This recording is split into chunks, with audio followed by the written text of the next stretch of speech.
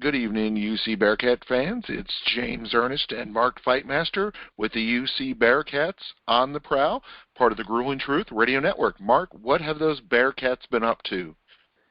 Well, you know what, James? It was a really good week for both. Unfortunately, we don't have an undefeated basketball and football program, but fortunately, the football program is undefeated. This week they went out, actually last week, and went out and they put it to SMU 48-14, and it's about dang time. That's kind of what I was hoping to see in other games. They didn't let SMU back into it.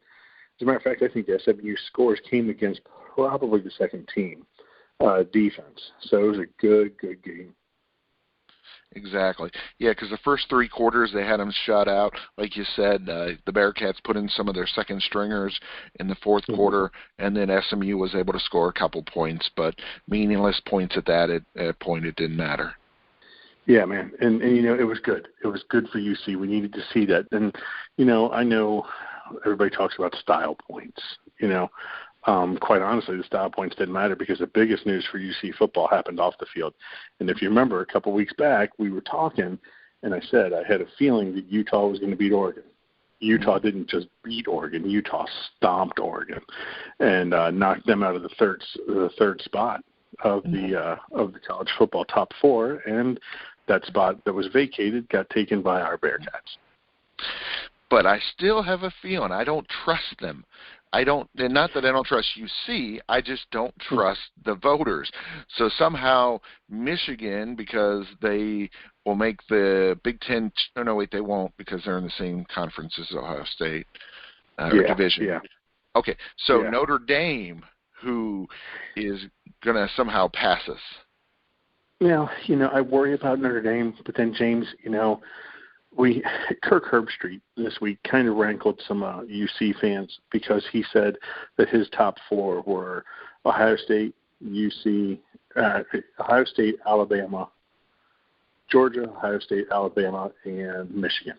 Okay, but then in the same breath, in the same tweet, he said Ohio State plays Michigan, Georgia plays Alabama.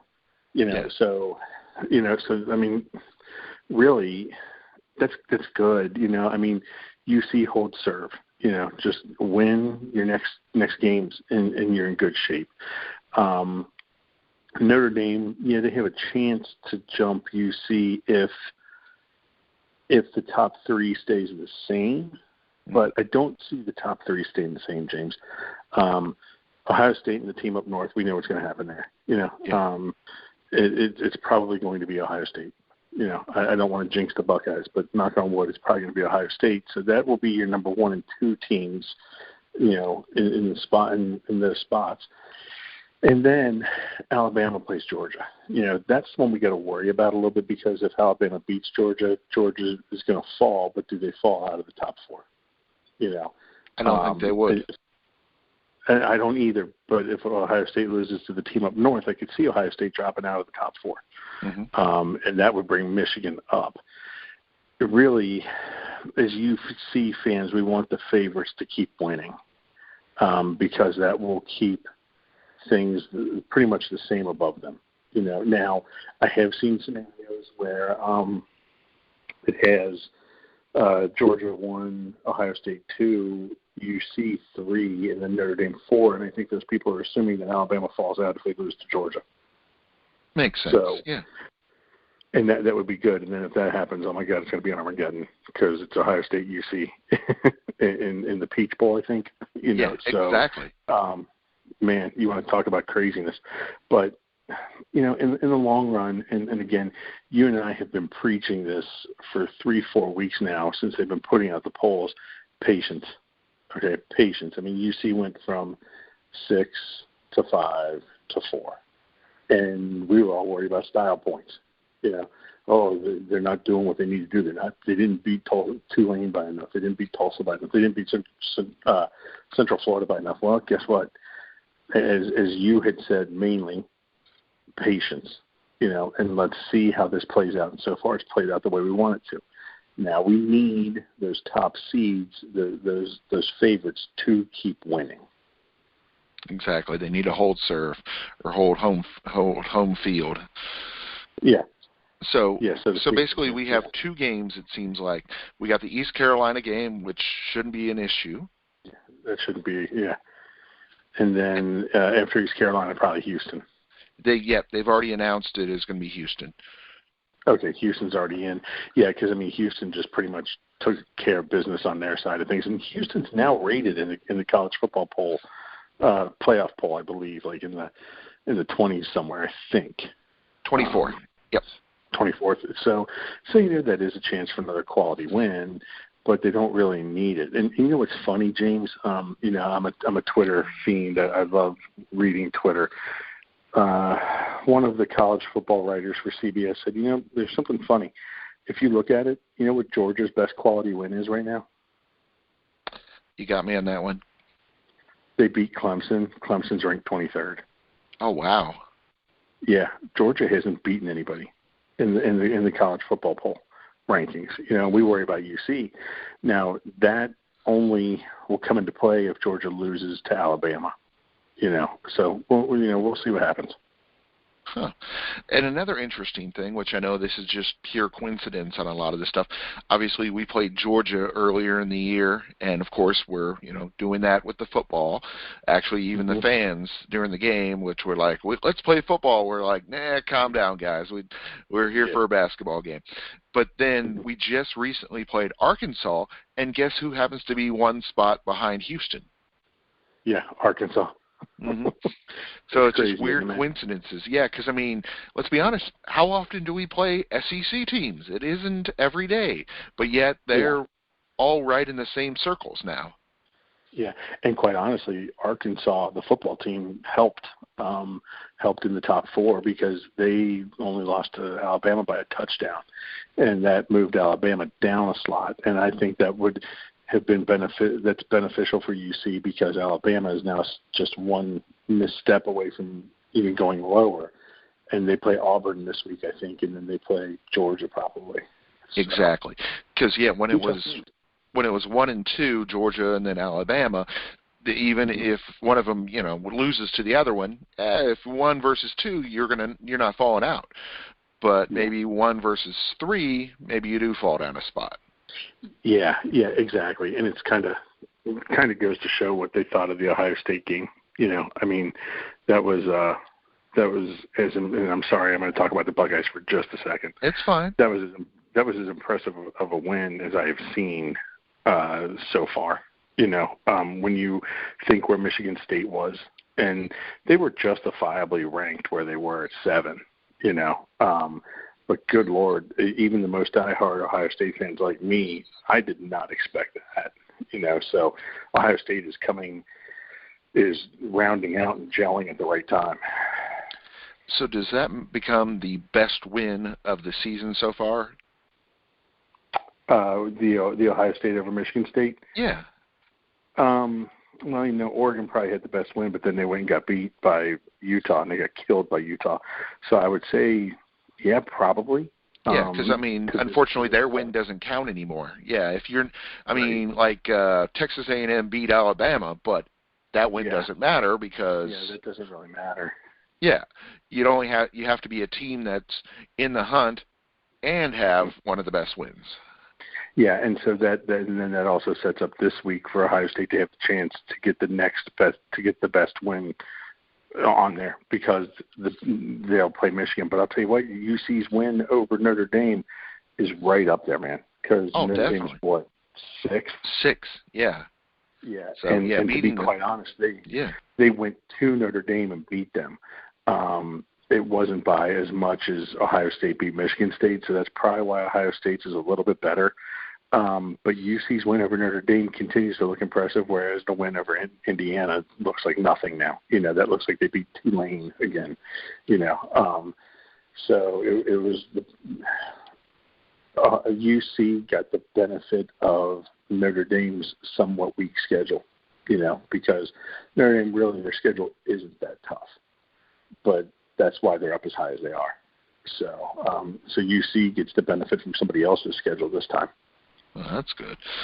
So, yeah, it sounds like things are moving in the right direction. Of course, like you said, we got the big game on Friday. not on Saturday. Is East Carolina Friday? Yep, East Carolina is a Friday, and it's going to be on ABC. So definitely Sweet. worth tuning into. Figure most people will be off work from Thanksgiving and all, maybe out shopping. But if they're not, at 3:30, going to be on ABC. Yeah. Sweet. Hopefully I'll be home by then to watch it. That'll be great. Get a good chance to just put some more eyes on them. It's more people that get to see them, and that's always a benefit. So I think we got things moving in the right direction. And I guess also they had some pretty big off-field news today too, where Luke Fickell, a recruit, had said Luke Fickell's not going anywhere. Oh yeah, I remember seeing that. Yeah. And that's big, because with all the big openings coming up, now with Florida open, his name has been thrown into the Florida hat.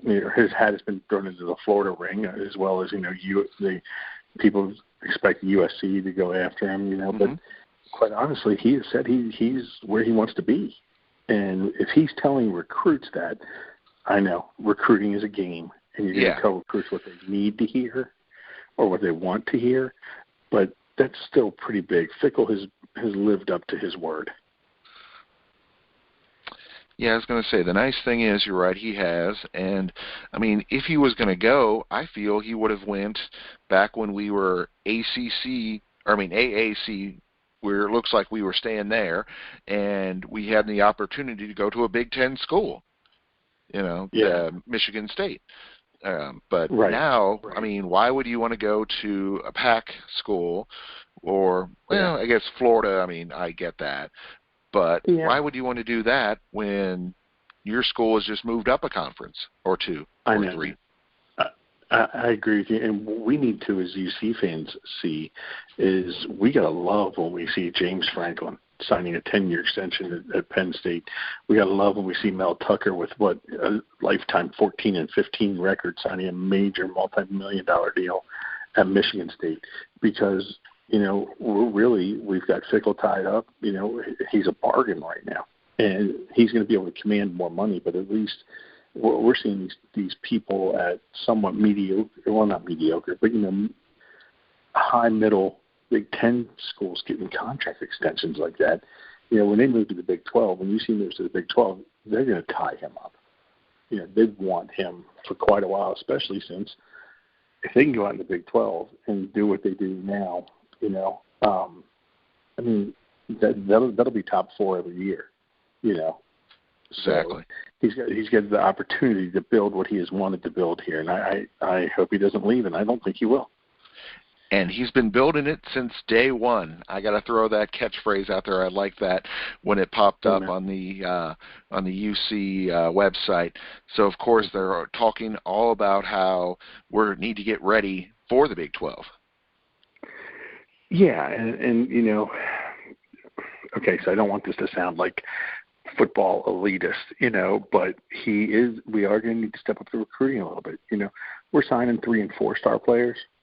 When you go to the Big 12, you got to be able to sign 4- and 5-star players, And I mean, let's look at some teams nearby. Notre Dame, they can get by with the 3- and 4-stars because they're pretty much an independent. I mean, they do play some teams relatively on a repeated basis, but they're an independent, so they don't have to compete with the likes of Texas Tech and TCU and Oklahoma State and those teams. Ohio State's going to have, UC's going to have to. Don't burn me at the stake. UC is going to have to be able to do that. They're going to have to do the 4-star and 5-star. And what's good is Fickell is pulling from areas other than where your Ohio State's and your Notre Dame's recruit. So hopefully he can start pulling some in. But the thing I'm most impressed with looking at the day one is the fact that UC now has to buy 5 stealth bombers. And you're like, what?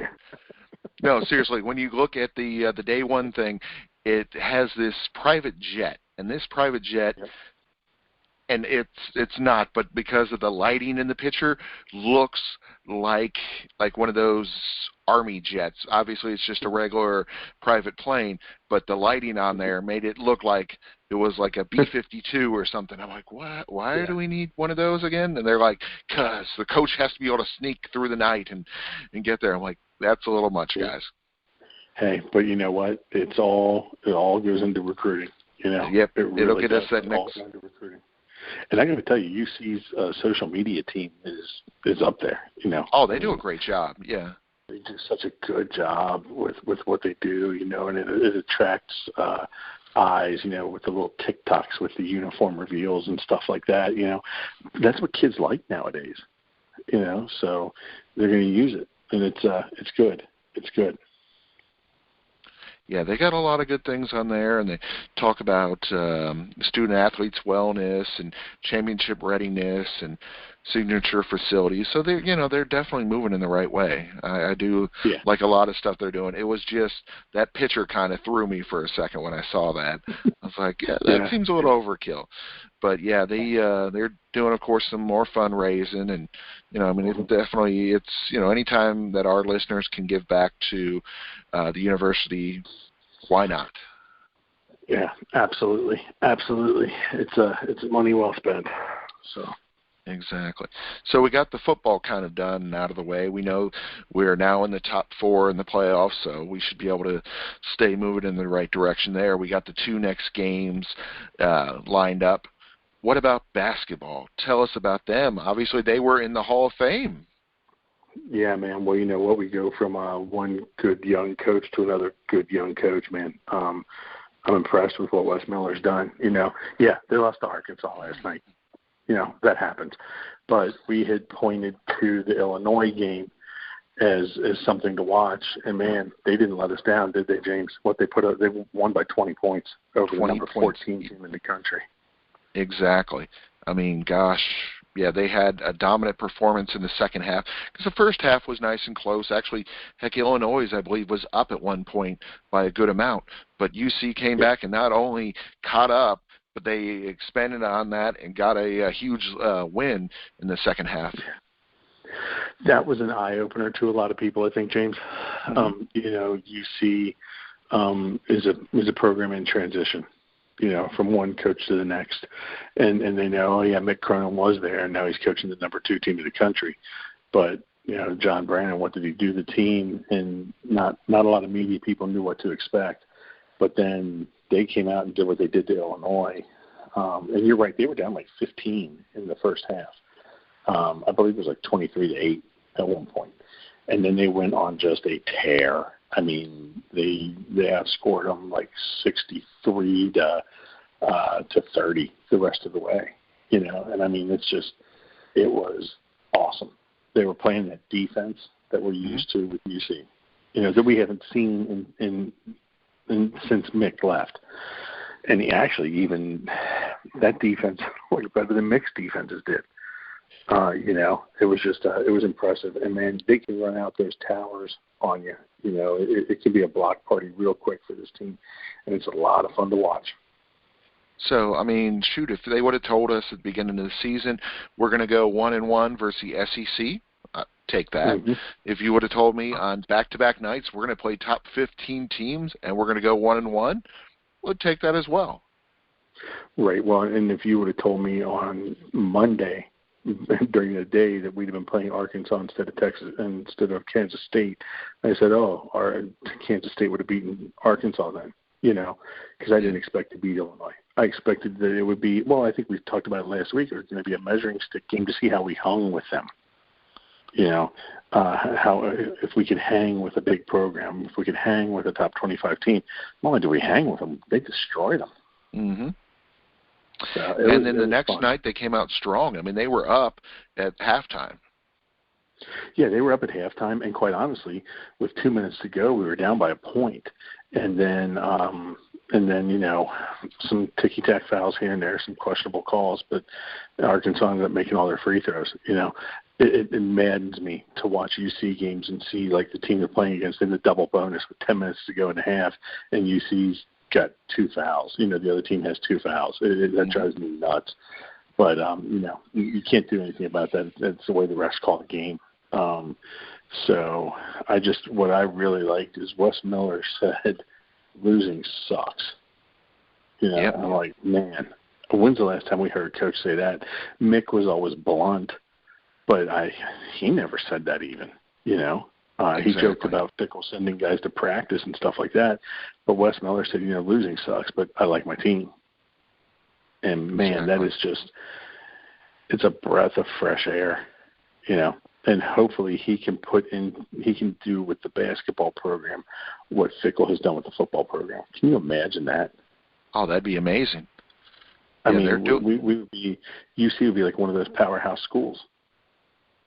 I was going to say, and then the nice thing about the UC basketball program is that you can hear from several of the UC basketball people on my other show, on the Dream House, on Saturday mornings at 9 a.m. on ESPN Radio, because we have the director of basketball operations, Jake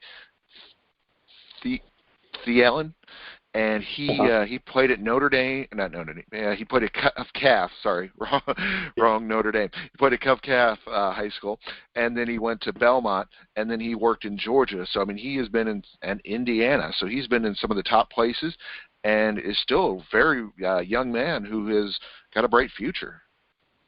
Yeah, and from what I know, he's very well respected at what he does, and that's awesome. You know, a local kid. You know, so I think it's really cool, man. There's just, I know that I never really I'm pretty even keel, okay? And I like to think that I'm realistic. And so I kind of keep things on, you know, one mode, you know, the cautious optimism. But, man, they are starting to turn that cautious optimism into full-blown optimism and excitement on my end. You know, and to think, you know, just a couple of years ago, we were always talking about, well, you know, UC may be able to do this or they may be able to do that if they get lucky, you know, that kind of stuff. But it's a good thing, you know. Yes, there's a lot of great things going on. Another great thing, so they got the big game Saturday on the 27th at 2 p.m., so they're going to be playing on Friday football, and then on Saturday they're playing basketball. They're playing Monmouth, so we're not too worried there. No, you know, Monmouth isn't one of those big-name programs. They're generally solid in their conference, so it's a chance for the team to go out and I'm not saying they're going to get a breather. You know, I'm not going to say it's going to be an easy win because it's college basketball. You know, what's John Rothstein say on Twitter? He always talks about, you know, college basketball is anarchy, you know. So there's always that chance. But, you know, if they can keep things the way they're going, man, this could be – and you know what? I'm not even saying they make the tournament at the end of the year. But instead of having a really bad losing season, you know, we could be in that and be above 500, you know, and I think that'd be awesome. That would be such a good job by Wes Miller.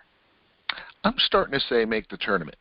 I am starting to feel pretty confident in that. I ain't saying, you know, Sweet 16 or Elite 8 or any of that, but I'm definitely feel that the way he's got this team going, they should at least make it.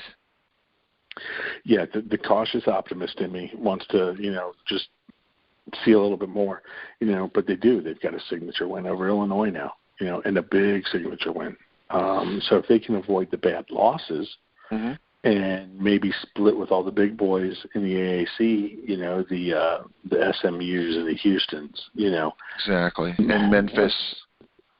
Yeah, Memphis too. Yeah, good call. I always forget Memphis. I don't know why. And then, of course, the other big game they got the Crosstown. That's going to be fun because that could be, if they could beat Xavier, that's a signature win there too because Xavier beat Ohio State. Yeah, they're number 25 right now. Yeah. Okay, so there you go. You got a chance to play another ranked team, provided they stay ranked until December 11th. I think is when the game is. So you know that's and hey, it's going to be fun. You know, the last couple of years we were like, oh God, you know. But this year, you know, we have reason to believe that they can do it. You know, I mean, Scruggs for Xavier is a great player, but we can counter him with our big men, you know, inside. And Davenport is just phenomenal. So, yeah, they got a lot of great things going on. Obviously, we got the football, we got the basketball. I mean, shoot, it seems like Cincinnati is the place to be. Any other final thoughts, Mark? Nah, man. Just let's enjoy this. I say it every week. We need to enjoy the ride because it's been a while since we've been able to feel this way about UC sports. I agree with you wholeheartedly. For James, Ernest, and Mark Fightmaster, this has been UC Bearcats on the Prowl, part of the Grueling Truth Radio Network.